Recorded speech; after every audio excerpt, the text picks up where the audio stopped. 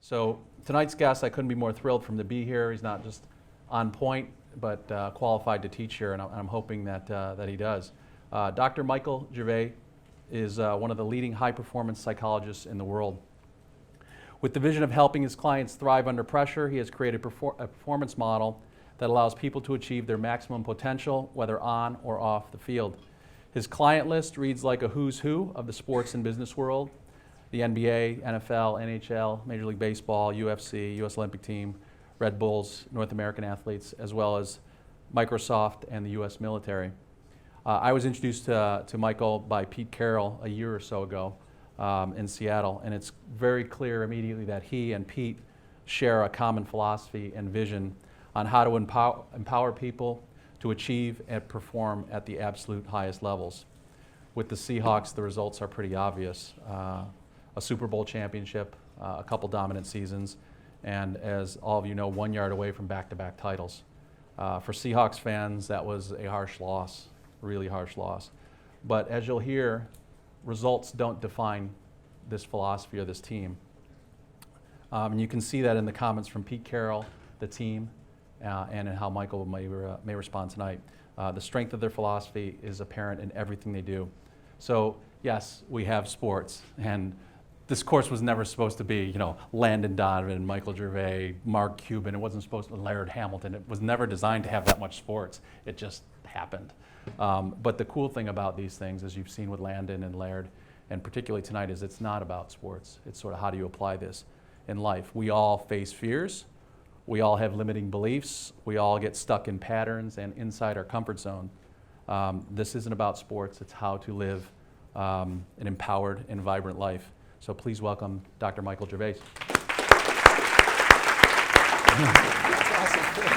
to see you. Good to see you. Apparently, we had a memo on how to dress today. I sent it out. Welcome back to USC. Thanks for being here. Yeah, thank you. You were here last year, right, with the MBAs? I was. What did you do with that, with Win Forever? And tell us about that program. We spent some time talking about what is a business launch that Coach Carroll and I created a joint venture. And we were talking about the process to go through creating a joint venture and being able to launch that. And basically, in a nutshell, what that is his intellectual property is around switching on a culture, creating a high-performing culture. And then my intellectual property is about how do you switch on an individual so that they can reach their potential. So we put the two on top of each other and then launched it into corporate America. And some of the companies, widely across Microsoft, right? Mm-hmm. So how many employees or managers or leaders are you sort of reaching at Microsoft? Well, this is one of the kind of benefits of working with somebody that's at the top of their game, that has a public-facing brand. Pete Carroll, is that he calls the CEO of Microsoft Satya. And so we sit down and have a conversation, and then at the end of that conversation, he says, great. How about for all 130,000 employees, you create this opportunity? So right away, there's a scale problem that we ran right into. So that's how that started. Excellent. Is that underway or in process, or have you already completed that? Yeah, no, it's we're running full steam ahead at it, and essentially what we're looking for is for individuals to switch on or to strive for potential. The first investment that we're learning now is in human capital. And so making a difference in the lives of the people that are inside of the business. And there's two parts to it. The transformation process is an individual neurochemistry exchange. And then the second part to build scale is we need some sort of digital or technological drag behind to be able to stay with that exchange. So there's two pillars that we're looking at. Well, there's no shortage of sort of the technological muscle at Microsoft. If you sort of no, and they're a great partner to be able to solve that problem. Exactly. So that's been fun. Exactly. It's funny. I was yesterday. Anybody go to the Steve Ballmer talk yesterday? The lunch. You went to that breakfast. No one got. God, you missed out on it. Great. So it's something about Seattle. Isn't that great? Yeah. So I went to the breakfast. It was just like I know 5 people in Seattle. Pete. Noah. Howard Schultz, Pete, Ballmer. Guy named Lou Tice, and like everybody's sort of in that sort of rarefied air of it's a pretty I live here, but it's that community there is really switched on. Like there's a spirit up there, Silicon Forest as it's called, they're really switched on, and there's a high level of community pride about that area leading in particular fields. So for me, being around really smart people, people that have a fire in their belly and are genuinely, working towards a high character way of living, it's phenomenal. And so you put those three together, and that community is working, at least the folks we're talking about, at that level. Yeah, and you feel it when you're up there. Seattle really feels like it's sort of on fire. And, yeah. I mean, it's not just Seattle, it's like the whole region is crazy about the Seahawks. So I've been up there for the playoffs, and it's just goofy. Yeah, let's make sure we land on that today, is that so the Seahawks are a small business. I think most people would be surprised that it's only a couple hundred employees. So 53 athletes, 63 including the practice squad, so 63 athletes in the building, and 22 coaches and about 12 staff. And then there's some management that wraps around it.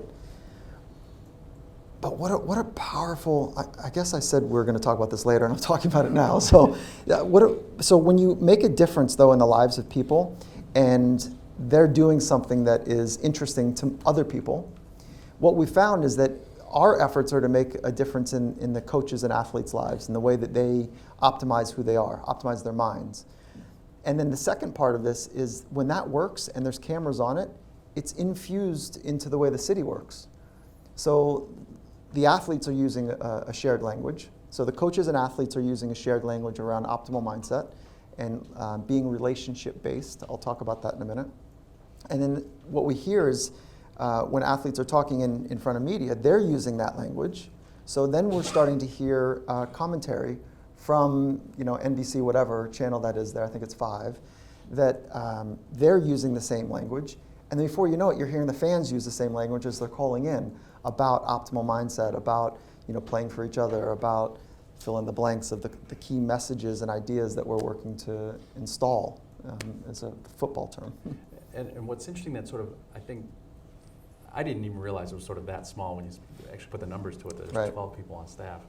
The amount of work that they turn out is pretty amazing. You'd think that it was more than that. But in not just the language that you use, but the credit that you always give. Like every time there's a microphone in front of Pete or the player, almost the first sentence that comes out is acknowledging the fans, the 12s. Yeah. And I really think that makes everybody feel like they're part of something special, as opposed to just a spectator. They're a big part of it. And that whole region, when I was coming back last time, boarding, it was Alaskan Airlines flight, and they, so you're sitting there just waiting, to board your flight. They're like, all passengers who are wearing Russell Wilson jerseys have priority boarding. Right, Everyone else with Seattle Seahawks gear, and there's a guy next to me, just beating the 49ers last year. Guy next to me in a 49ers jersey, I'm like, you're getting on dead last. I have no chance.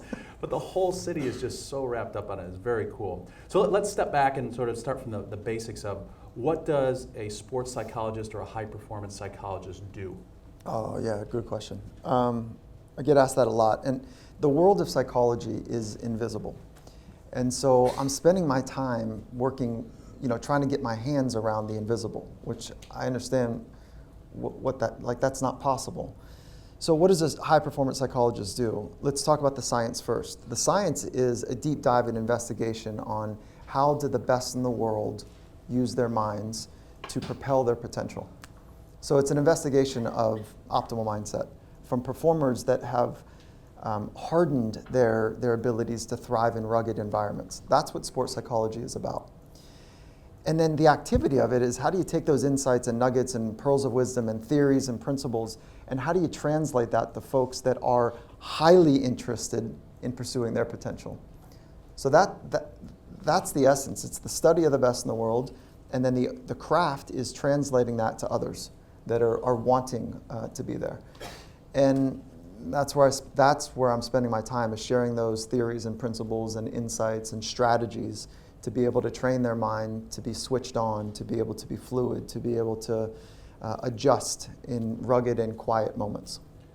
So given what you do and the clients, you heard some of them when we read them off, but it's also the business clients, what's with your personal purpose and mission? We're going to talk about finding your mission, finding something that really drives you.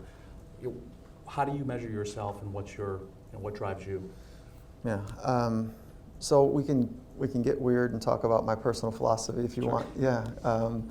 And then I can anchor it to kind of a business mission. Sure. So for me, I don't know if you've done the lonely work to have anchored on your philosophy and what you're about and kind of what you stand for when you get pushed or challenged. But it's worth its weight in gold, because once you have your philosophy anchored and you've chosen some language around who you are and who you're becoming, nobody can ever take it away. And so it becomes a very powerful tool to anchor in so that you can go into rugged and challenging environments. So mine, I'm guided by my inner spirit. I have the courage to carve that path with grace in excellence right now. And so it's short and simple. And so that's for me. And then I can teach from that, helping people be guided by their inner spirit, have the courage to go do what they want to do it in grace, which is that kind of a word about being fluid, with excellence and a very high standard, and do that shit now. Like that's where it comes down to, right in this moment. And so that's the philosophical side. So in order to, it's so great talking to you. This is fun for me. And you just hear the same things that I heard from Pete, 7 years ago when he was a coach here and he started. But figuring out who you are as an 18 to 22-year-old is not easy. No. And it not who you are changes, but we had a guy, I remember Gary Vaynerchuk saying, we tell lies to ourselves a lot. And I think as you get older, you aspire to be this person that you've never become, you've never changed your habits, your belief And you might systems. not know somebody that is that person either. So the model might not be there for you as well. Right. And so that's where it gets complicated. We've got this highlight reel we give to the world. We paint our best self to the world. Right. We've got this other story behind us. And then it gets confusing if we're believing the highlight reel or we're being honest. And then we might not have somebody that's walked that path to show us how to get there. So on that conversation, there's a dark side to being the best in the world. And I'm not sure America's ready to talk about it. But if you knew what I knew about becoming and the process to becoming the best in the world, you would probably pause just a little bit. And if you had children, you might reconsider the aggressive nature of wanting your children to be one of the best in the world. There's a real dark side to this that I'd love to say it's light and airy and everyone is amazing and at the best in the world, everyone's sharing $1 million cups of coffee and it's not it at all. There's some pain associated with this. It has to be by definition. Yeah. You were just sharing a story with Tom Barrack that you had a sidebar. Just here's a guy who's a multi-billionaire, and you're going to be an outlier and have results like that, or Michael Jordan. It's going to come at the expense of other things because you can't put in the time and the effort without sacrifice. And he said, it cost me my first That's wife right. and family. He did make the comment, that he would change it, he would do it again.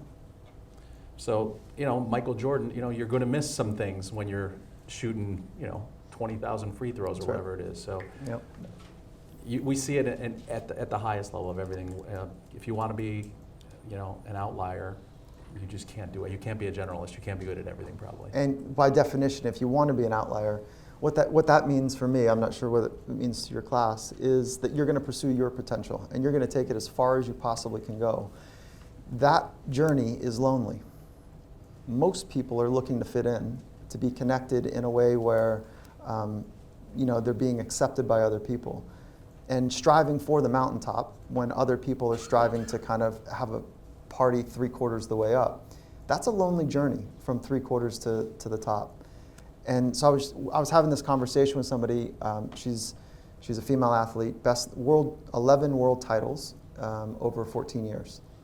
That's pretty intense. And so we're talking about this lonely arc, and she says it absolutely is. And then she follows up and she says, but it's a good lonely. It's what she chose, right? So there can be a dark side to this, and I don't want to get too heavy with this process. But if we're going to expose what's happening for the best in the world, it's not just all celebration. But you know what? It can be unbelievable, right? Touching your potential and being around other people that are striving for it. There's an electricity about that there's no neurochemistry, there's no chemical stuff that you can ingest to get that sustained high from being around people that are intelligent, switched on, and have a fire in their belly. Yeah, that's Does that person play volleyball? No, no, that person is not the volleyball player. Okay. This is an individual sport. Okay. So help us sort of put a little bit of structure around some of the things that you apply. So we talked in the opening that this isn't just about sports. We use sports as an example, and because a lot of your most visible clients are doing that. But the importance of knowing who you are, you start with that. What other? We're going to talk about mindfulness a lot as part of this philosophy. Where does mindfulness fit in to your framework, and sort of start at the top, I guess, at the big picture? Sure. If you think about this science and this discipline of high performance psychology, there's principles that are guiding that science, and then inside of that there's very specific tools that we allow people, or that we're helping train people to switch on their minds to be more optimal. And mindfulness is one of those tools. But the easy way to think about this is that in the world of high performance psychology, what we're looking at is, what is the person's psychological framework? And that becomes like this foundation. Who are you, and how do you understand how you fit in the world? So that's a person, you have a psychological framework.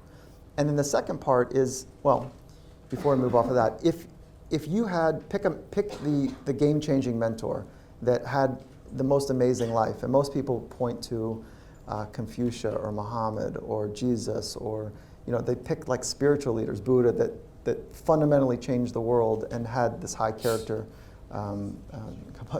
this high character way of living. That they didn't have to do mental tools. They didn't have to use mental skills because their framework was really sound.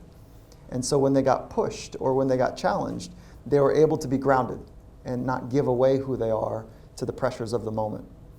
So, but the rest of us, our psychological, or our framework has some holes in it, right? My parents taught me the beginnings of my psychological framework. I love them, but they were not sophisticated in the science of optimal thinking.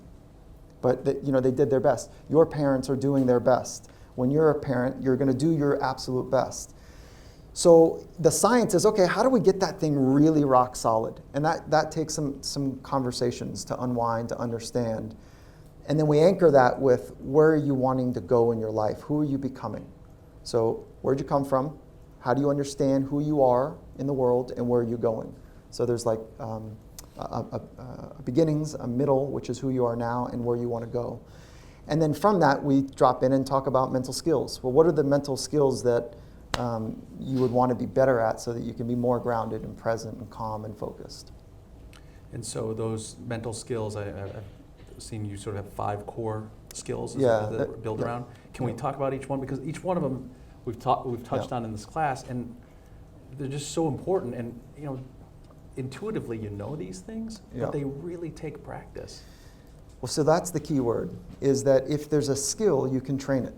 And there's only 3 things that we can train in this world, right? We can train a technical craft, and for some of you it might be a creative energy, it might be a visionary, it might be marketing, it might be business structure, it could be music, whatever. There's a technical craft that you can train. You can train your body to kind of become stronger, flexible, more dynamic. And then you can train your mind, and that's it. Those are the only 3 things that we can train. And so with that idea, what's happened in the sport world, and we're just using sport, I'm only interested in sport because it's so concrete. We get to track if something's working. Where traditional psychology, I got lost in it, talking about pain and dysfunction and the injury and insult of life. So I was much more interested in optimizing, and what are those skills that we can train. So in sport, the first generation of athletics was really about training the technique, where to put your elbow, where to cock, if you're going to shoot a basketball. And then training the body came along, and now there's this, you can feel this swell of interest about, okay, well, everyone on the world stage is technically sound and physically on point. What's left? And so this is why mental skills training is really important. Okay, so what are they? Confidence. Confidence is said to be the cornerstone of great performance. And I bet if we lob this question out to your students, that there'd be so many answers of, where does confidence come from? And what I've come to learn is that most people will say, yes, it's really important, and I want a lot of it. I don't want too much, but I want it. And then when we ask, where does it come from, there's no clear understanding, and certainly no understanding of how to train it. So if you want, I can shortcut that process a little bit. That's what this is about. Yeah, we want the short course. Yeah, we want to walk out of here healthy, confident, high-performing individuals. Yeah, that's good. So, okay, so confidence comes from just one place. And most people will say, oh yeah, it comes from past success, or it comes from practice. And that's not actually it. So It's not accomplishment? no, it's not accomplishment, that's actually the trap.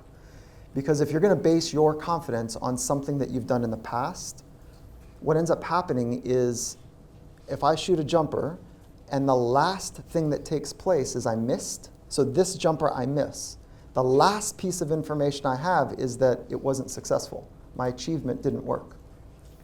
And then so what happens is people start to rattle just a little bit.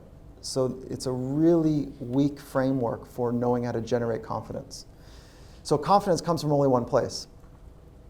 So I'm going to give you an example. If I shoot a basket and it goes in, and I say, wow, that felt a little off.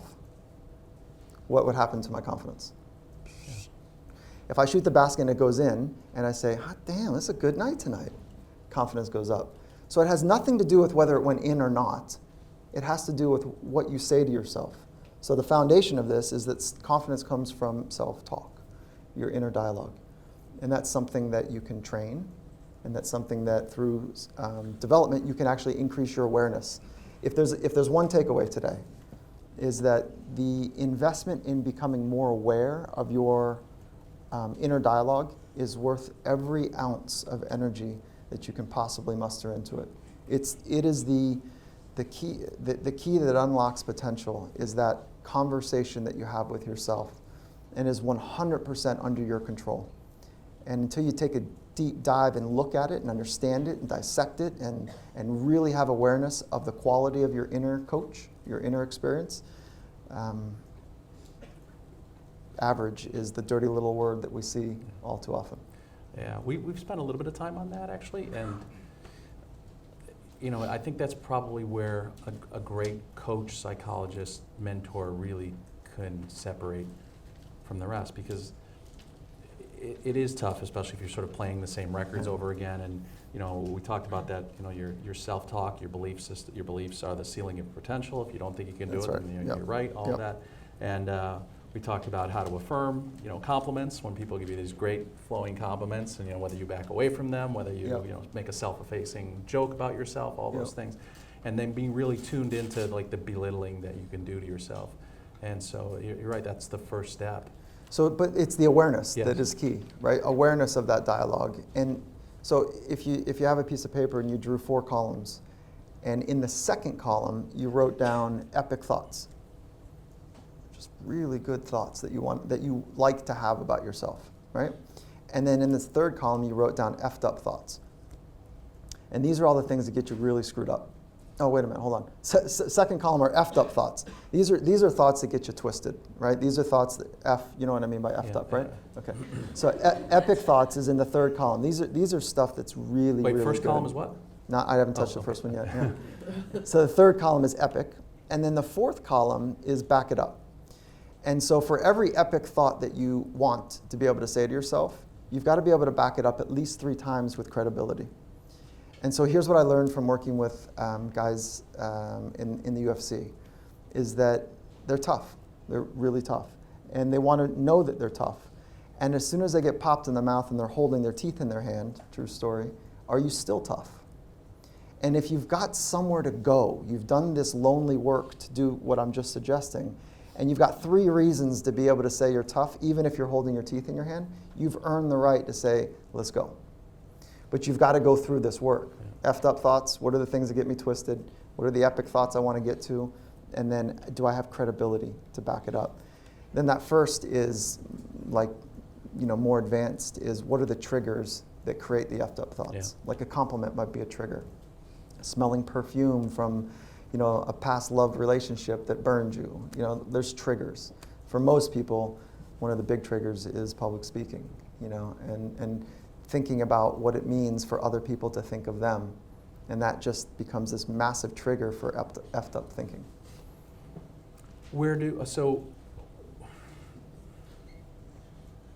So you start with self-talk and auditing yourself and becoming aware of it, and you talk about some tools in the columns. Where does sort of goal setting, visualization, some of those type of skills, do those fit into this? Yeah, I'm concerned about what you've already taught your folks and who's not been much. speaking. We've only touched on it, so not with any degree of structure. Yeah, because I'm not a huge fan of goal setting, and I'll tell you why. Is that there's a science around this that's pretty clear, and it's been relatively well researched. And I'm a complete phony if I'm going to teach it because I don't set goals. So there is a science around it. There's some research that would suggest that it's really important. And for me, I spend more time on paying attention to who I want to be and what arenas I want to be dynamic in, and what is it that I want to get better at. Okay, so I think about this more broadly, and so I don't pay a lot of attention to goals. I know that might sound weird. No, is it partly because the outcomes just aren't going to be what you think they're going to be, even if you, yep. as much, first of all, if you really have a clear vision of your outcome and you know all the steps to get there, then obviously you haven't dreamed big enough because you're not using and stretching yourself. But is it because the outcome's probably not going to resemble what you originally started with? Yeah, exactly it. And you'll hear people say, I saw it and I knew that this was going to happen in my life. That hasn't been the case for me. I'm more interested in refining a craft, becoming the best I possibly can, and then grabbing opportunities that are in front of me that make sense. And so if I'm going to set goals, the goals that I set are always 100% under my control. Because then that puts me back into a driver's seat. And prior to practice or prior to games, it's something we ask athletes to do is, hey, rip down 3 goals that are 100% under your control. And then you anchor them into a position of being in control. So fear is like on this other side of that, which is, I don't know if this is fear, like basic fear. I don't know if I have what it takes to adjust to the next moment that's going to unfold. And if that's a chronic experience inside, then that person will have anxiety, right? And so if you can just ask them to write down 3 goals 100% under their control and commit to those, some good stuff usually takes place.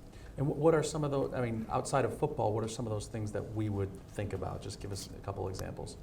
And it's... Okay, so it's super, like off the top of my head, being big. So if you've got a $200 million idea that you're going to go pitch a board to, and you show up and you rattle, then you haven't showed up like authentically. So a goal to be big or to feel big or to be grounded, it's 100% under a person's control. We can go on and on, but that's an easy one to set. And that the flip side of that is then why the Seahawks in your philosophy doesn't tie to results, because and winning, you're not talking about winning the game because the score is not within your control. That's completely. Right. Yeah, it's not. Ideally, if we're looking at mastery as an arc, ideally at the end of any experience, let's call it football because it's easy and concrete right now, is that we would look up and say, damn, the game's over. How'd we do? What was the outcome? That's somebody that is so lost in the process that they had to be tugged off of the field because people were leaving. That is an absolute saturation. That's what masters of craft do, is that they're completely locked in and engaged, and they found a way to find flow more often. We can talk about the science of flow if you want, but they figured out a way to drop into the present moment and string those moments together while maintaining a very high standard of output. Is that flow? Yeah, flow is the most optimal state for the human mind. It's the most optimal, the highest functioning state that we can experience. And the science is around flow state, first authored by Csikszentmihalyi. And he was the original researcher in flow. But if you just think about that statement for a minute, it's the most optimal state of human functioning. I want more of that. Like I want to have more of that. And so I took a deep dive to understand what that's about. And I've learned more from Best in the World on how they find flow than I did research. And what I've come to understand is that they become very skilled at being present. They, they, they've taught me that deep focus is the porthole through flow. So deep focus, and that's a skill that we can learn, right? Deep focus. And unfortunately, modern technology right now is pulling us away from deep focus because we've got cell phones, all around us. And every time a cell phone rings, or now we're finding that when we look at a cell phone, we're getting a little hit of dopamine. And it's this constant kind of pull away from the present moment that is detraining us from deep focus. And deep focus is the portal through which flow will follow. So, I'm concerned about it, but it's a great opportunity to be able to say, okay, let's train deep focus. How do we train that? And, Please tell us. It's the bane of my personal existence. Yeah. I mean, these guys have grown up with it, so they're probably better, but it's just, I didn't grow up with cell phones, but now it's there all the time. The emails that are interrupting, I can't, when I was younger, I could stay in that state of focus and study and great results, and now, 10, 15 minutes, it's hard to focus in this world, and so I hate the phone. And I know that there's absolutely a chemical firing through your brain because we want to be social, or just think about when you're lonely, how many texts you send out versus, there's a drug going through your mind. Mm-hmm. So please, doctor, not that this is about me, give us some ideas of how to maybe break free from some of the noise, and when you're in the flow state, absolutely know it, you feel it. And as soon as you recognize it, you're popped out of it. As soon as you have a thought like, whoa, this is flow state, you're out. Because you're thinking, right? So flow state is this, it's the full absorption into the present moment. So deep focus.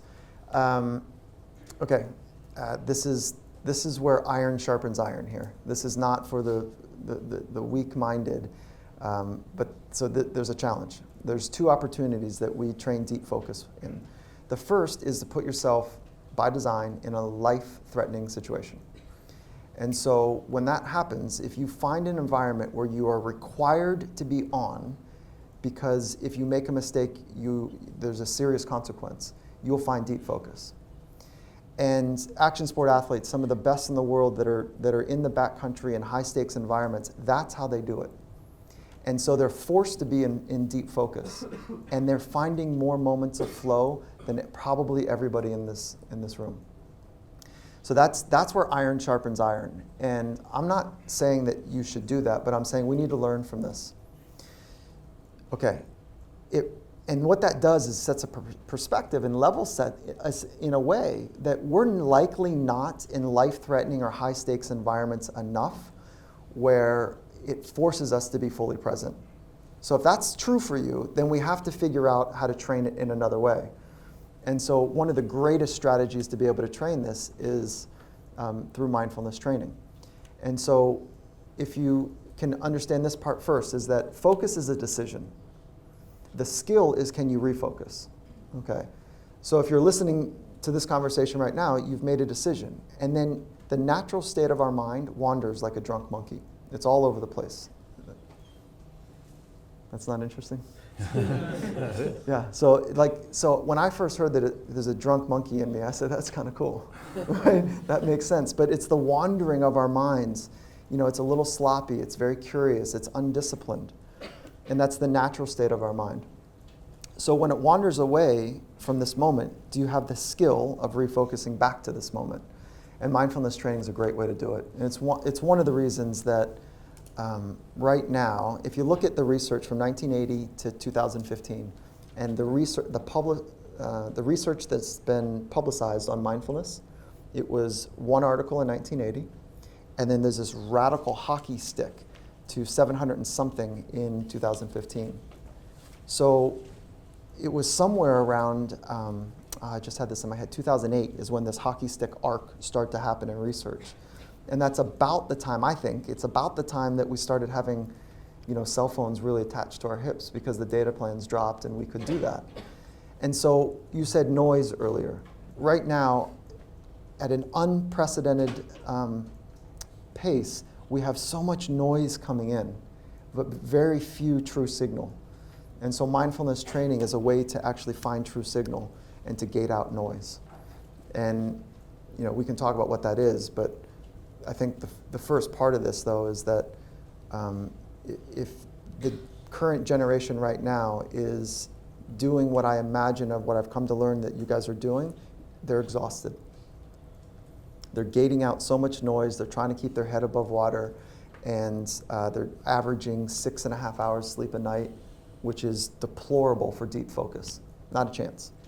Not a chance. I bet if we polled your class right now, 40% have almost taken a nap already.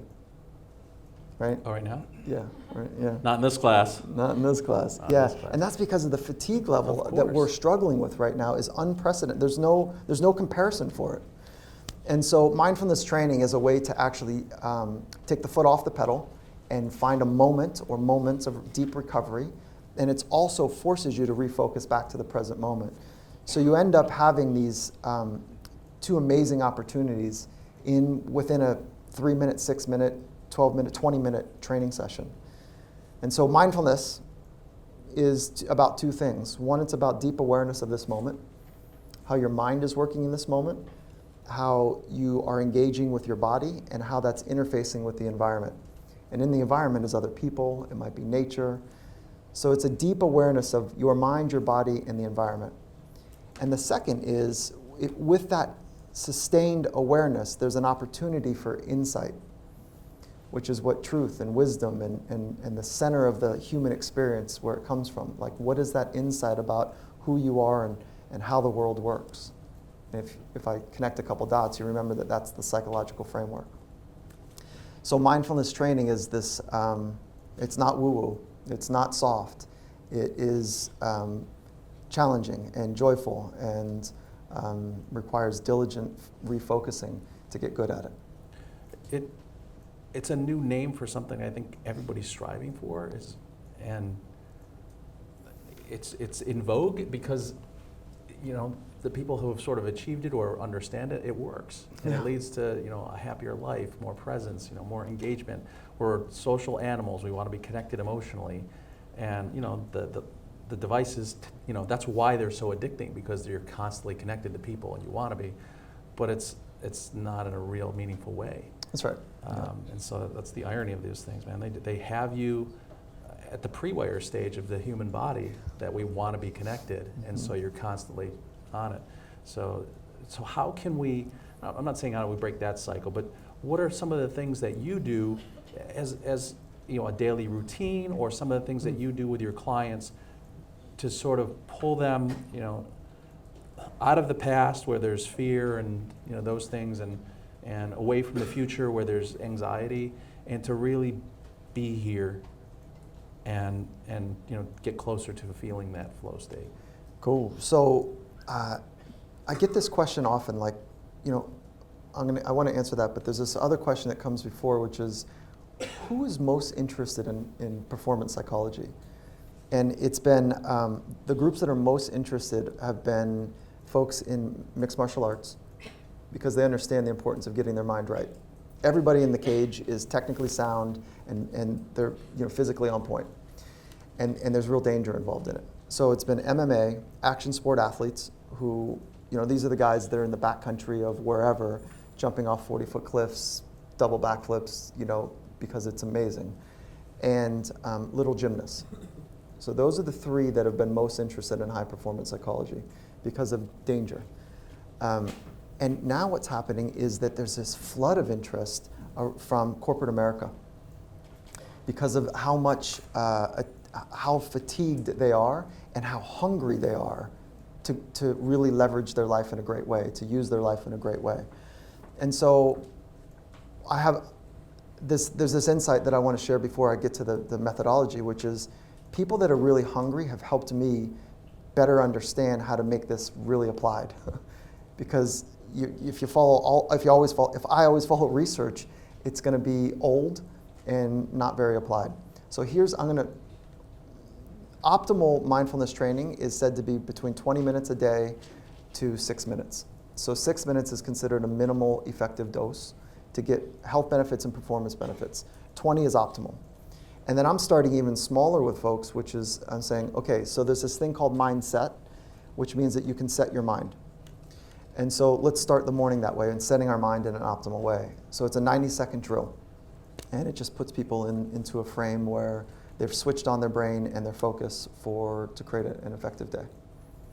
We have 90 seconds right now. You want 90-second drill? Yeah, nice. So the first thing is one breath. And we can get into the anatomy of a breath, but your sheets are still on, right? And there's just one breath. And if we have time, we'll talk about the anatomy of breath and why that's so important.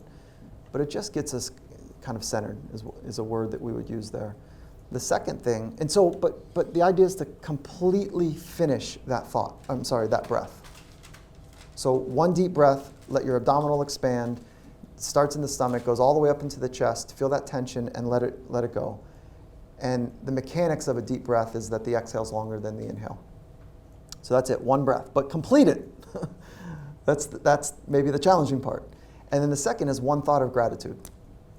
And what we found from neuroscience is that there's a particular part of the brain that gets lit up when we think about gratitude thoughts. And so we're going to activate that part of the brain as step 2. And what we've also found about when you ask people, what do you want in life? The easy answer is happiness, and it's rarely the real answer. But there's something important about happiness, but it's rarely the true answer. But what we have found is that gratitude precedes joy. So we're going to wake up this part of the brain that's responsible for gratitude. Just one thought. That's all we're doing here. But complete the thought. So that means experience it completely. So now we're at about 45 seconds. The next part of the drill is one intention for the day, which is one clear goal that is going to carry through the arc of the day. So it's not like I'm going to get my homework done or I'm going to do something. It's like an intention that runs through every activity that you have. So now you're really setting your mind for this focus for the day. And then the fourth part is you rip the sheets off and you're a bit grounded now. You've got some gratitude anchored. You've got an intention about where you're going. And then just feel your feet on the floor. So just be grounded, be here now. That's the essence of mindfulness, right? And present moment training is be where your feet are. And so start the day that way. And that's a 4-part series that is about a 90-second drill. And I've found that it helps people set their minds on creating a pathway for as amazing of a day as you want to allow. How much do you study just sort of biology and anthropology? I really believe that almost everything we do behavior-wise can be traced to either a primal need or the way that we're wired. And so to say that, when I was their age, I wanted to get good grades, get in a good law school, get a good law firm, and make a lot of money. Yeah. It was much more about me than about others. Mm-hmm. But you say what lights up in your brain. I think we are wired to serve others. As much as it sounds good, the best way to get out of a bad mood is always to do something for somebody else. To come teach, any of these things. Mm-hmm. If I could feel the rest of my day like I feel on Wednesdays at 6 o'clock, life would be awesome. Yeah. But it's not. Yeah. So it's just, I think, understanding like the human pre-wiring system, and it's just fascinating to see what guides you, and just getting out of your own way and sort of that funk is really starting and thinking about somebody else. So when you is it important when you're thinking about your intention to think about mindfulness? Is it important to have a noble purpose, a larger purpose? No, I mean without any judgment, that's unique to every person. And so part of mindfulness training, so this idea about mindfulness training is that my mind's supposed to go blank. No, that's not it at all. You might be lucky to have that, but that's not the goal. It's just to pay attention to you now without judgment. And so it's just an absolute focus on your breath and a repeated focus. There's 2 types of meditation, if you will, single point meditations and then contemplative meditations. So single point is focusing on one thing for an extended period of time. And if you're focusing on your breath, you're getting this kind of relaxation thing that's taking place, which is great. And then the second thing, if it's just one thing, it's like a blank theater stage. And as soon as someone enters the stage, a thought in this case, you notice it. And so that you have this chance to refocus back on your breathing. So the only way to do mindfulness, the center way of doing mindfulness training correctly is that you're doing it without judgment. So just a pure inquisitive observation of your own inner experience. And That's it. if we want to start practicing this, and you've given us sort of, do we have to go read something? Do we have to learn from somebody? You know what I mean? Like that's part of it. You think, oh, if I want to be able to meditate, someone has to teach me a way to do it. And mindfulness seems a little bit the same way. Like, how do I get started? And your morning routine is a good one. It's a good way. It's like an entry point into it. I was fortunate enough in graduate school. So my PhD program was traditional psychology with an emphasis in sport. But across the hall was a Tibetan psychology program. So for 4 years, we were the outcome guys and they were the process guys, you know. And so at the end of that 4 years, there was this amazing exchange, you know, to this blend between process and outcome. Because the bottom line in business is, if you don't get the outcome, you don't get to go back. Like in sport, if I don't help a team kind of go somewhere, the owner flies back on the jet, the head coach flies back on a jet, you know, and I get a bus pass, you know. So we need outcomes. And same with the players. Like if they don't help folks, teams win, they're asked not to come back. So there is this balance between knowing that an outcome is necessary to continue to play. And in the military, there's a phrase that paying wins because you get to do it again, right? And so as well as though the full investment in the process and mastery of the process. So mindfulness is a mastery of process. This is a long way of saying that one of the teachers that I learned from said, I asked the same question, well, what's a good beginning book to read? And he said, oh, you Westerners, you want to read before doing. Just do it. Yeah. So just sit down and do it. And it's related to meditation in a way? That's it. So it's mindfulness. So meditation is, like what I was saying, is like there's this focus on a single point over an extended period of time, or just watch your thoughts without any judgment. And then mindfulness training, there's mindful eating, there's mindful walking, there's mindful running, there's mindfulness training is putting yourself in high stakes environments in the backcountry where your life depends on it. So there's lots of ways to do mindfulness training, and mindfulness breathing is one of them, which sounds a lot like meditation. Mm-hmm. So that's why the two are commingle so nicely. Okay. We're going to get to the culture of the Seahawks and what makes it unique, and then one of the high-risk examples that you've worked in. But I wanted to, while we're talking about sort of human nature and how we're wired, you know, people naturally seek comfort, and it's a dirty word. It is, but it's also you have to understand where it comes from. It comes from, you know, we want comfort because we want to have a stability in a relationship in our family to survive and, you know, to continue the species. It's part of it.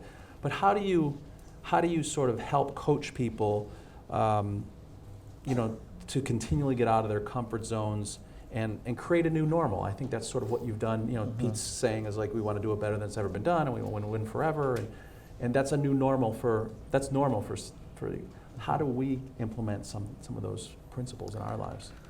Well, if we talk about the arc of mastery, the first kind of order of business is that to understand human behavior and why people change is really important. And the only reason people change that I've come to understand is out of pain. And so not until somebody has enough pain about being comfortable will they change. Because comfortable is so wonderful. You know, there's no stress, it's easy.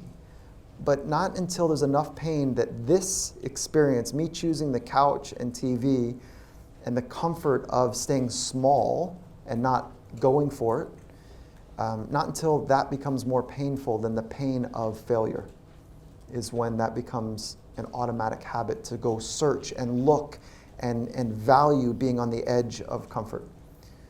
And maybe I got lost in the words there for you, but No, it answered it. I'm just thinking of sort of the next thing is just, it's so painful. You know, do you want to be, how much is expertise playing this? Because some people spend their whole lives being great at one thing narrow, you know. Yep. And you want to live a full, vibrant life, and you want to try new things and try things that are at the edge of your abilities, but you're not necessarily, you're building tools, you're building muscles, but you're not building expertise because you're trying new things.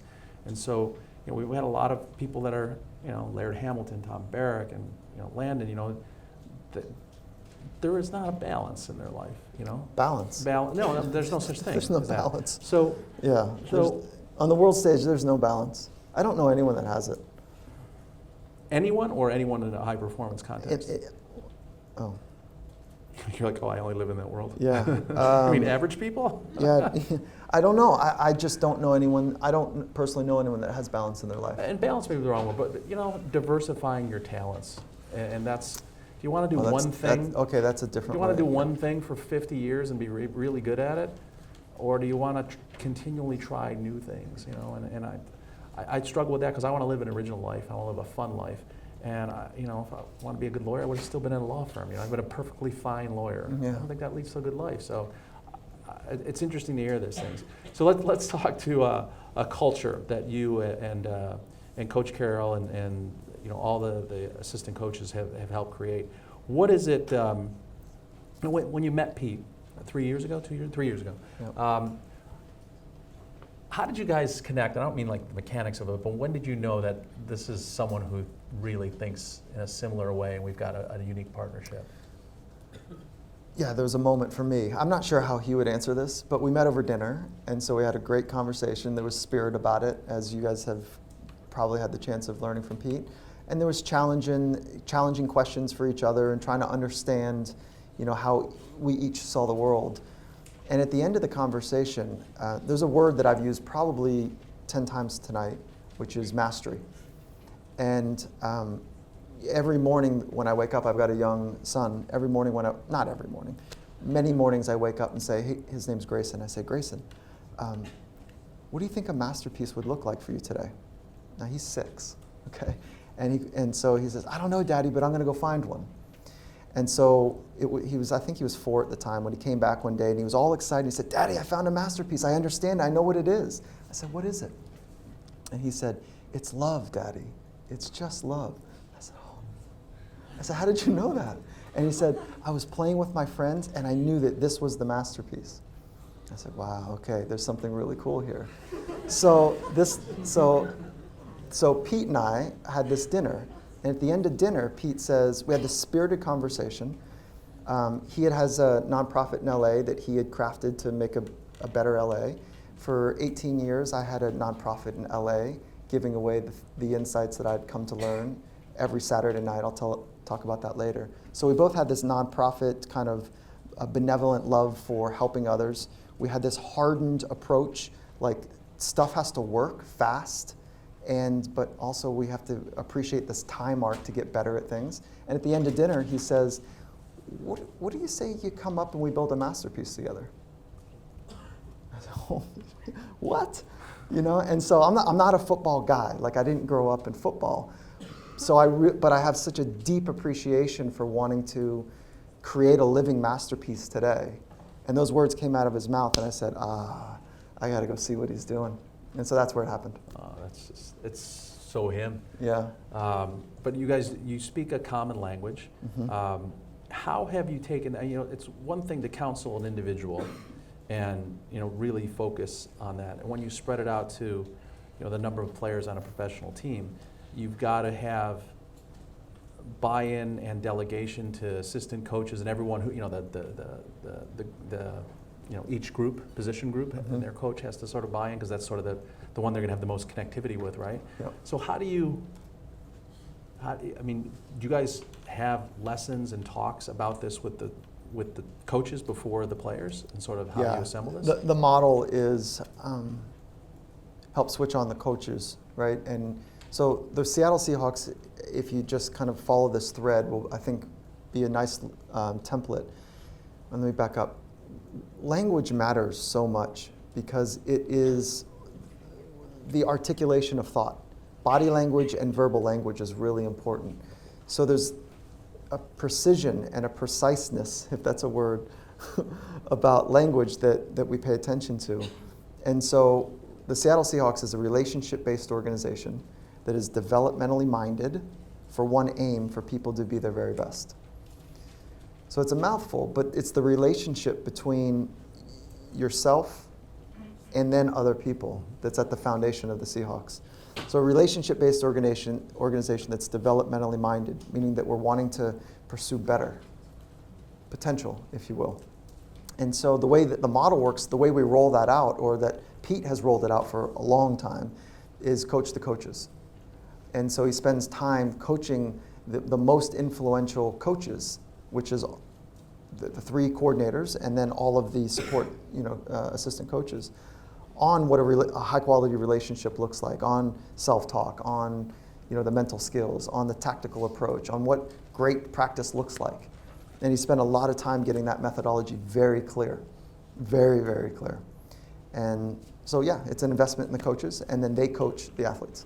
And he certainly honed it here at USC, Yeah. and it'll never work in the pros talk. I don't know if you sort of knew him then, but it's just, for those of us who knew him, you're just like, when the opportunity is right, and this was the right opportunity, timing, situation, owner, facilities, the selfish part of us is like, no, don't go, but you knew he was just really ready to do it. And he shared the core values of last year when he was here with, his coaching philosophy. Talk about, and you hear this every time there's a Seahawks player interviewed, before or after game, even after that very tough Super Bowl loss. What is the role of togetherness of that culture? Oh yeah. So this word gets overused in sport, team, and it gets overused, I think, in business, like we're a team. And then people will say we're a family, and it usually lands pretty short. Family is a very intimate word, that has a deep connection, and that there's been, a long-standing history of great behaviors and maybe not so great behaviors in a family, but there's a deep bond between people. But you hear about we're a family and we're a team and all these things that are thrown around in businesses and sport. And there was this moment this year where the Seattle Seahawks defense was named Legion of Boom. I think the fans, the 12s as they're known, labeled that, Legion of Boom. And so there was one athlete in the middle of the year. And the initials are LOB. LOB, thank you. Yeah, LOB, Legion of Boom.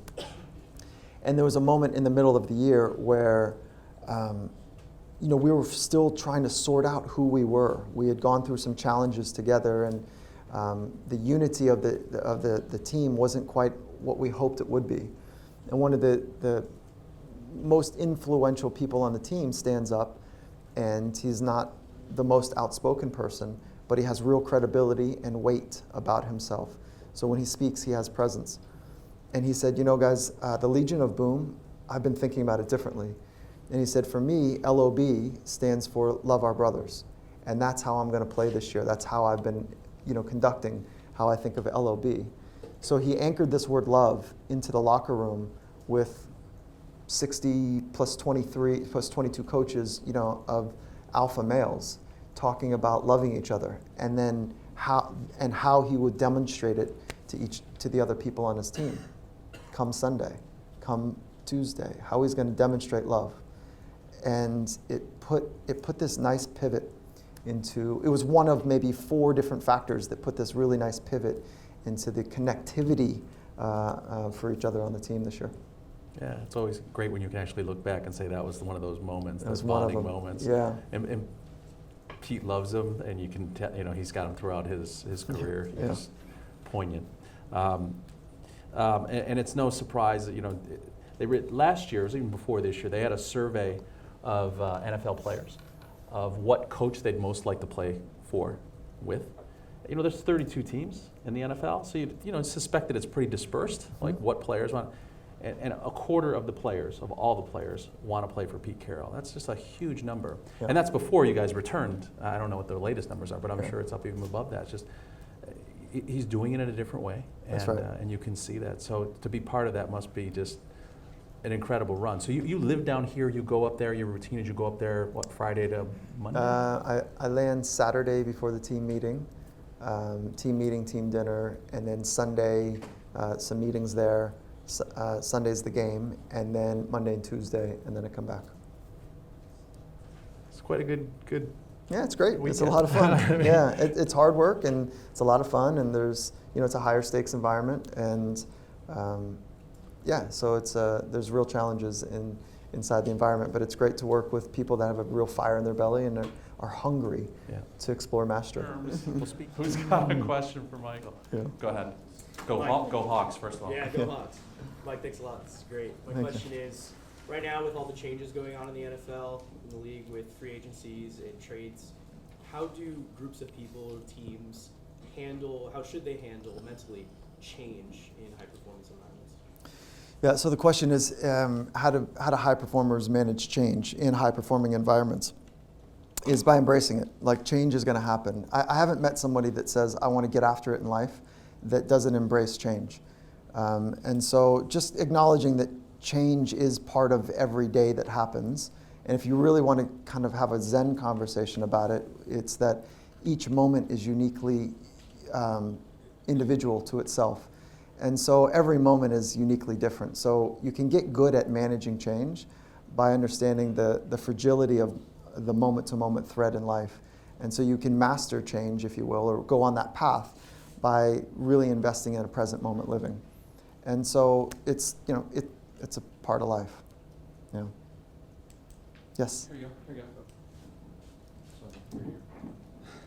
Thanks so much, I'm Jackson. I don't know how relevant this is to sport, but definitely for college students, for me personally, what are your thoughts on procrastination? Yeah, procrastination, yeah. So I used to have this idea that procrastination was not a good thing, that it was a laziness or a sloppiness or an undisciplined approach. And what I've come to learn that procrastination can actually be a way to create pressure. And under pressure, people end up switching on and focusing, similar to what the action sport athletes that I was talking about. The challenge, though, is that if you procrastinate too far, you might not have optimal thinking, and you might run out of time.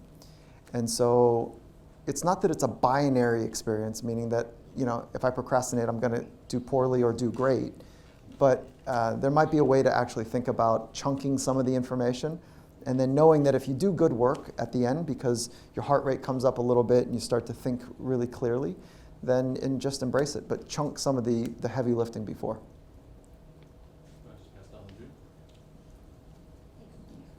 Hi, Michael. My name is June. Thank you so much for coming. So much I want to ask you, but I guess I'll ask this. You mentioned the dark side to being the best. Ronda Rousey comes to my personal favorite of mine. Seen her fight like 3-4 times live, and her childhood with her pressure from her mom wasn't easy. And when you're kind of pushing people to the limit, kind of like what this gentleman was doing, how do you balance that question, am I doing the right thing? Is this the right thing to do? Is it worth it? Do you kind of know what I mean? From how do I internally balance that question, Yeah, or like does somebody? Else, or so if somebody comes to you and says, "Can you talk to?" I'm sorry, what's his name? Felix Baumgartner. Yeah, can you talk to Felix? Essentially, talk him into continuing, because we spent all of this time and all of this money. There's so much writing on this. We really can't have him back out. I'm sure there's a lot of pressure on you. Like, should I do this? Is this the right thing to do? What if this person is hurt? Yeah, it's a good question. So from a professional, the approach is sitting down across from a person and saying, what do you want out of your life? And so just starting with that, what do you want your life to look like? What do you want to have happen? And following them. There's no coercion. When the stakes are this high, there's zero manipulation or coercion. So it's just asking the question, having a genuine interest in their response, which I don't know what they're going to say, so there's going to be some new piece of information, and then adjusting to that. So hear who they are, who they want to become, and then help them develop a plan to whatever that is, whether that's exit or continue to go deeper.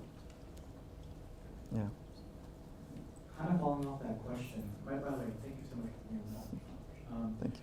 Following up the question, how do you know when that person says that that's authentically what they want to do? How do you know that's really that, or they believe that's what they want to do?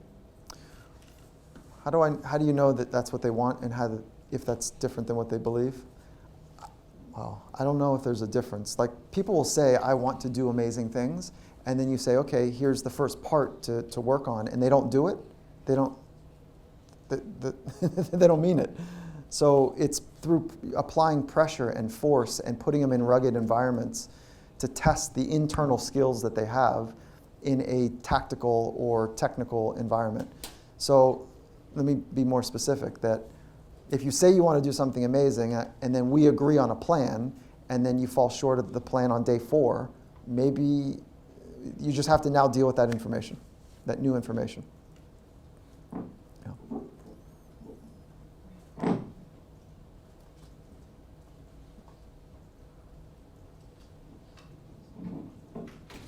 Hi, Michael. Thank you very much for coming. I really appreciate it. I'm wondering, how do you think self-actualization plays into confidence and mindfulness?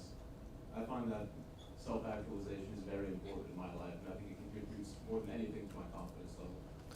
Yeah, so self-actualization, is a theory. You know, Abraham Maslow and some people will talk about actualization.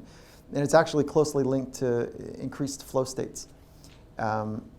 They're separate constructs, but when self-actualization is about being fully switched on in this moment and being highly engaged in where you kind of transcend the normal experiences in life. And when you have those moments, it can affect the way you speak to yourself. So, but they're separate, right? Confidence comes from what you say. Actualization is the path towards mastery. So they're separate. Yeah. Hi, I'm Josh. Thank you for coming. Thank you.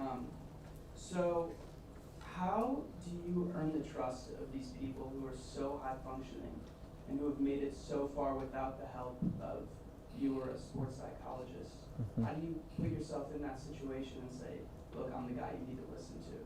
Oh, yeah, that's good. It's because I don't say that. How do Yeah. you send that message, maybe with your eyes? Yeah.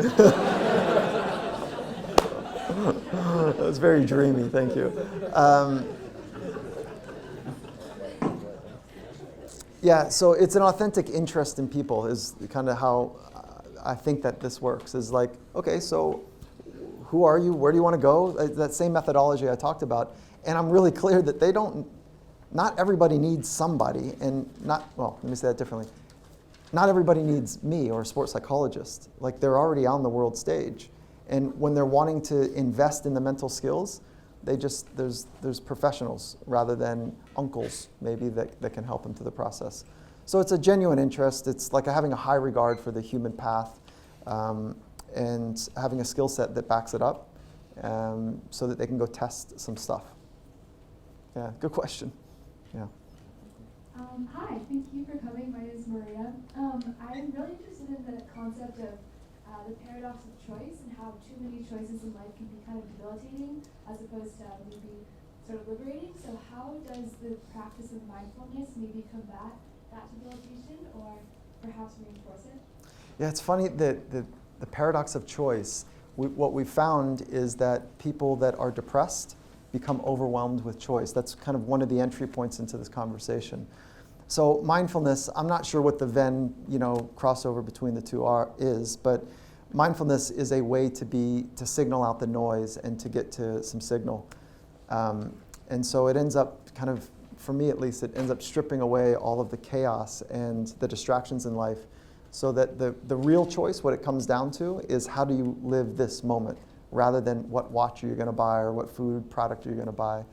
And then the choices become much easier once there's some insight and wisdom about that the person has developed in their life. So it might be a process or a pathway to be able to have deeper insight into the choices, the true choices that they want to make, rather than the things that they think they need, right? So it's a good question. Yeah. Hi, not sure if this is working. My name is Paige. Thanks so much for coming. My question kind of touches on, you talked a lot at the beginning, your philosophy, and now that really grounds you in your inner spirit, carving through grace and excellence. Can you kind of touch on how you develop that philosophy a little bit more, whether it's through mindfulness tools or how we can really help develop that philosophy? Yeah, so thank you. I had a mentor in high school, and I needed one. And so we did a bunch of work together. And at one point he said, Michael, I'd love to introduce you to my mentor. I said, oh, there's this grand mentor thing, like that's cool. I said, okay, great. And so he takes me to his mentor's house, and it was a 80-some-year-old woman, as lovely as you can imagine, and she's pouring tea. And we sat down, and I was excited for this experience. I didn't know what was going to happen. And she pours tea, and she gives it to me, and my mentor's sitting to my right, and she's across the table in this linen tablecloth in a slightly darkened living room. And she starts just matter-of-factly and very kindly, and she says, "So, Michael, who are you?" And I said, "Oh, okay, well, okay, so the things that are most, I would say," and I was just trying to sort it out. And this lovely, kind, but very strong woman reached over to the table, grabbed my tea, and pulled it back. And she looked at my mentor and said, "I thought you said he was ready." Holy, what just happened? And so it was really clear that I hadn't done the lonely work to know who I was. And so I tucked my tail under. I walked out the front door, and I said, "I need to figure out how to answer that question." And she didn't say, "Show me your philosophy." She just said, "Who are you?" And I couldn't succinctly answer it. And it took me 2 years. And so for 2 years, I was thinking about it, I was talking about it, but I didn't write it. Something happens when you take it out of your mind and put it on paper and write it. You have to force choice, of particular words. And if you only had 2-3 sentences to describe who you are, what would those words that you would choose would be? And so I was reading this book, and one of the chapters happened to be on inner fire.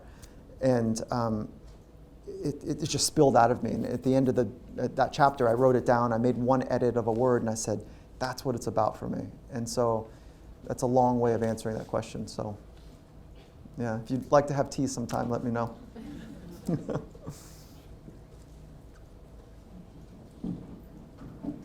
Hi, Mike. My name's Josh. Thanks for coming.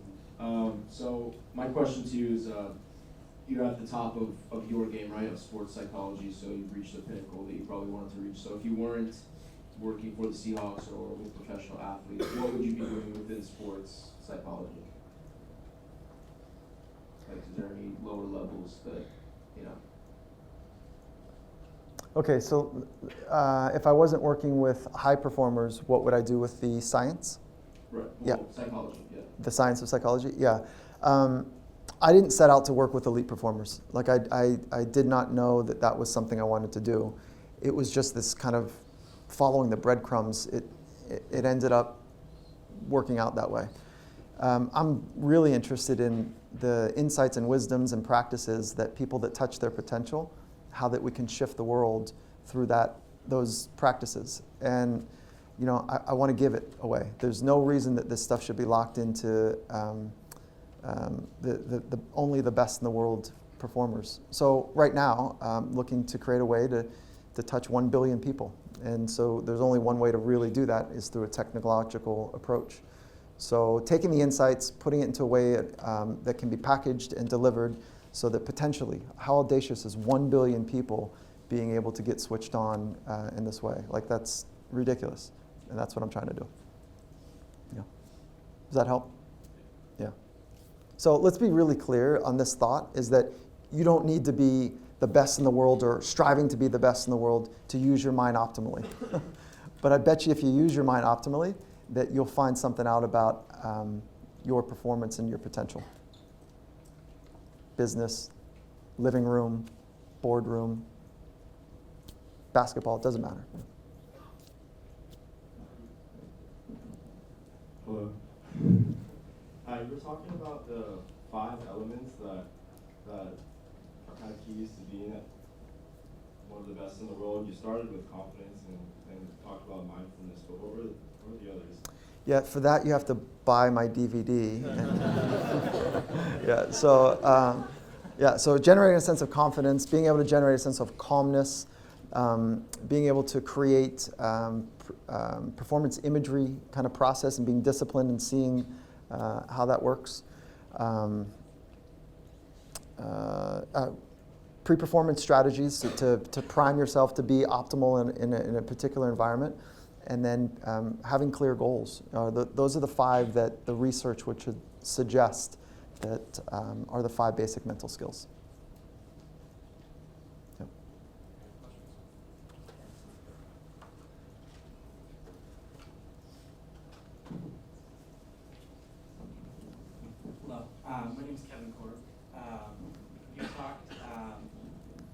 found how you don't set goals in your life. And as it's been mentioned, you're kind of at this pinnacle in sports psychology. And by that reasoning, I think it's fair to say that you've done a pretty good job of becoming the best that you can be at what you do. So with that being said, how do you in your daily life look to see where you're going to go next? Yeah, cool question. I wish I had some sophisticated answer to offer you. But what I do is I wake up in the morning and I want to switch on. I want to engage, right? And I want to have an amazing day today. I'm going to dictate my experience in life independent of what's going to happen around me. And I'm curious, and I want to learn, and I want to understand things, and I want to be in environments that are also switched on as much as I possibly can. And so I don't know how to answer that, right? Is that I keep following some bread trails, and I do know that I want to put this into a process that can have some leverage and scale, and I want to live in a way that has creativity around it.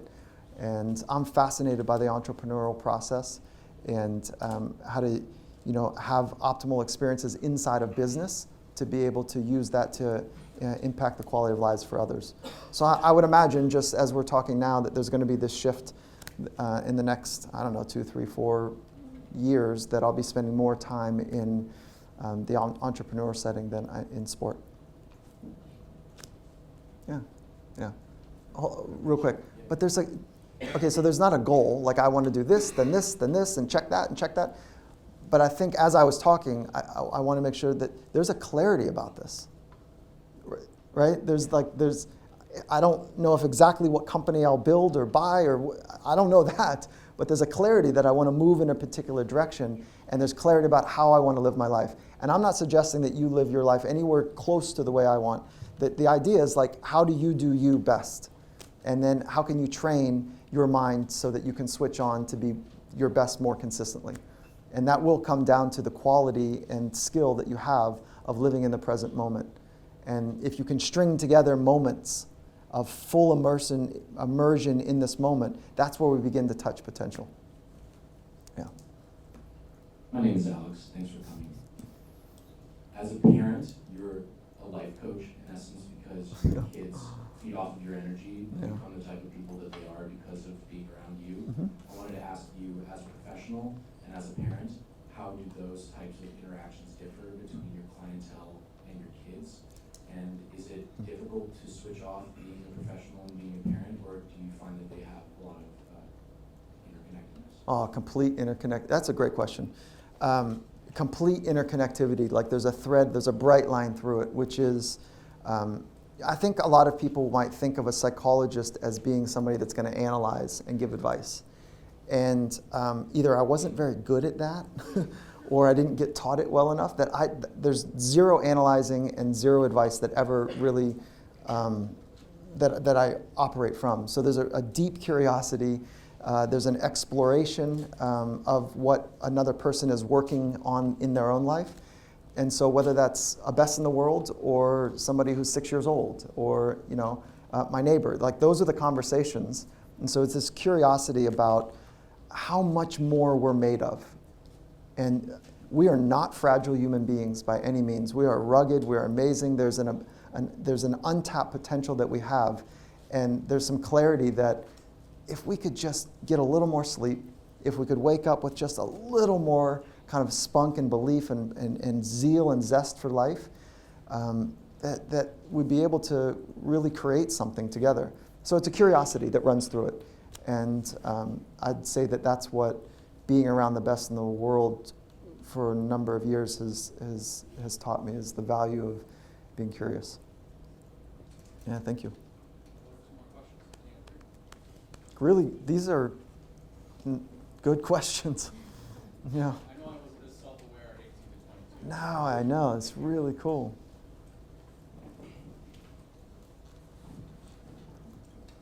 Hi, thanks for coming. So you mentioned a few times just the importance of getting a good amount of sleep. But there are a lot of really successful people that have done amazing things that accredit it to being extremely stressed and being exhausted. How do you reconcile that?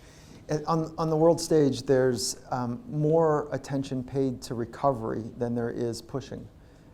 They're organically leaning into life, and that's what got them there. And so I spend more time on the world stage talking about proper recovery because they're just flat out getting after it in life. And so there's 4 pillars for recovery: sleep right, eat and drink right, move right, and think right. And it's those 4. So we're looking at those 4 as pillars of recovery. And so, yeah, it's important. And I hear people all the time, sleep's overrated, 4 hours sleep. It's just not sustainable. If you look at the science of organism lifespans, when there's an alarm in life and we move to chronic stress, so there's an alarm and there's a physiological reaction to it, and then if there's chronic stress over time, for every living organism, there's a dip. And first it's fatigue, and then there's staleness, and then there's burnout, and then after that it's death. And so we can do some amazing things under chronic stress, flat out. And it's awesome.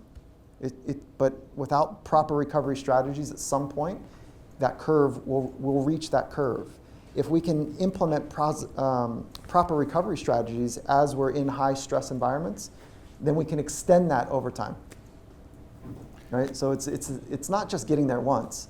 Like, you can crack X millions of dollars and do it in lots of different ways to get there once, or have an amazing business once, but can you sustain it over time? And for that, we need to invest in treating our internal organism properly. And the science on sleep is in. I mean, it is really, you do more harm to yourself by depriving yourself of sleep, and your performance drops more than if you were drinking alcohol. And you're more danger on the road being a sleepy driver probably than being a 1 or 2 drink driver. Not that you should do either. But there are a lot of books in science about that. And when you're young, you think, I'll pull an all-nighter and I'll recover in 2 days. It takes a long time to actually, you don't really recover and make up your sleep that weekend. Your body just doesn't work that way. But is this working? Hello? I don't hear it. Did I turn it off? It's on? Hey now. Yeah. I'm back. Okay. So I'm bummed that this isn't like a 4-hour class right now. You can tell that this is something that really, I think as you get older, you realize that this isn't the soft stuff. This is actually the stuff that matters in your life the most. So I really am grateful for Michael coming in and sharing this. I do hope that this somehow becomes part of what we teach, because we teach all these other hard skills, how to launch a business, how to write a business plan, how to do feasibility, how to do marketing. And the most important thing you take with you every day is your mind, and we're not teaching that. So I really hope you can come back. And cool. Whatever we can do, come back as a guest lecturer, whatever we can do at USC and within the business school to help your mission to reach 1 billion people. We've got energetic, impassioned students, engineers, you name it, we have them all here. So USC's here to help you. He's a Manhattan Beach guy. We got this room. This room. These are switched on questions. Yeah, these are real questions. They really were, and like I said, 18 to 22, they're more aware at this age than I was when I went through school. So what I want to do is he's given us so much to think about.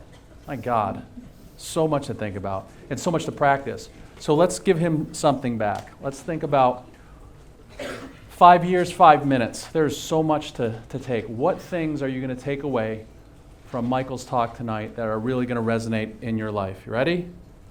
Go. Deep focus and love create masterpieces. Pain is the best catalyst for change. Listen to your inner dialogue. Pay attention to who you want to be and whatever you're doing is going to be dynamic. Be where your feet are. Be where your feet are. How do you do your best? Only set goals that are under your control. Once you become anchored in who you are and what you want to do, no one can take that. Your mind is like a drunken monkey. Pay attention to yourself now without judgment. Go ahead. The road to the top is lonely, but it's a good road. Recovery is important to sustainable success. Speak up. When you wake up, pause and breathe. Filter out the noise, find the true signal. Yeah. Confidence comes from your dialogue. Focus is a decision. Be guided by the inner spirit. Have the courage to act on it and do it now. Extinguish fear, don't just manage it.